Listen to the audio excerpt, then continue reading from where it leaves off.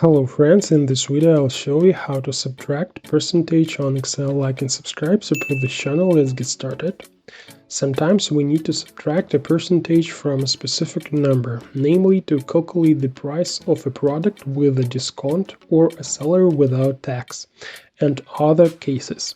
To solve this task, we use this range. In the left column there is some kind of price or amount of money, and in the right column there is a percentage that we will subtract. In Excel, in order for everything to work correctly, each cell containing a certain type of data must have the appropriate format. As in this case, the left column has the accounting format to show the currency you need, and the right column has the percentage format. In cell E2 we will make the formula.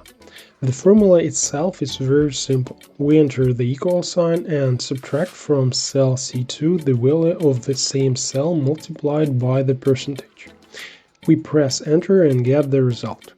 We have subtracted the corresponding percentage from each number. And if we need to subtract a certain percentage from all the numbers, for example 15%, we don't do it manually. Select any cell, change the format of this cell to percentage, enter the required percentage, and the formula will look exactly the same, with a slight change.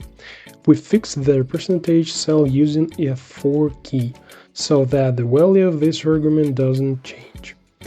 We press enter, and that's how we subtracted a percentage from the number. That's all. Now we know a little more. Thanks for watching.